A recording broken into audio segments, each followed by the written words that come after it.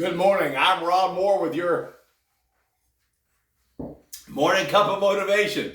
We're back here at the Casa Studios due to the return of winter here in North Texas, plus a little scheduling challenge here this morning. So we're right here. And let me ask you, most of you probably remember the song. Do you remember the song, I guess I should say, if I'm asking you? The song by Rascal Flatts, God bless the broken roads that led me straight to you. You remember that song, number one song. Almost sang that song to my sweetheart at our wedding there 9 months ago, as a matter of fact. But what many of you probably don't remember is that about 10, 12 years before that, my friend Melanie Crittenden also actually had the first release of that song.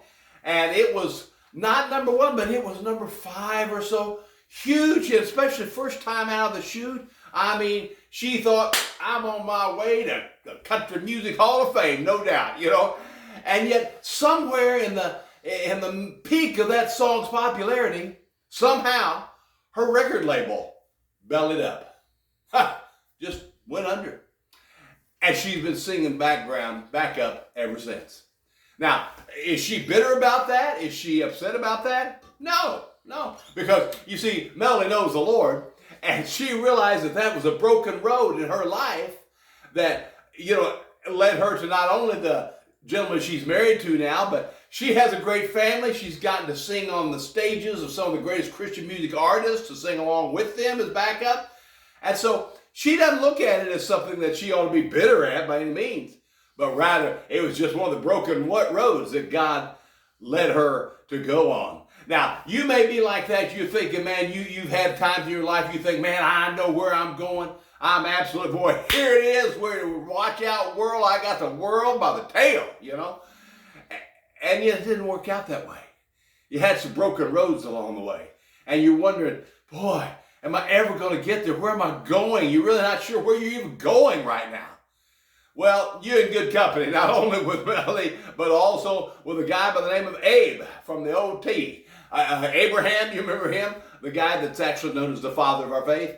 Well, he basically was at a situation where God told him, hey, I want you to leave your home and go on this journey, and I'll tell you where you're going when you get there.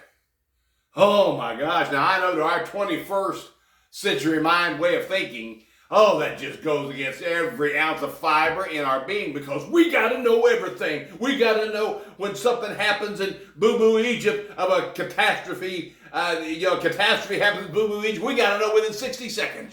We got to know everything. I was getting tires put on it, Discount Tire recently, and I'm telling you, they send you texts every time the car is up on the rack. We just took the right lug nut off. We're now taking the lug nut off. You get a text for all this stuff, and I'm going, I don't need to know that. Just get the tires on, Well, maybe you're trying to figure out right now, what is the broken road I'm on? Is it ever going to happen? Well, that's exactly what Abraham wondered. Is it ever going to happen?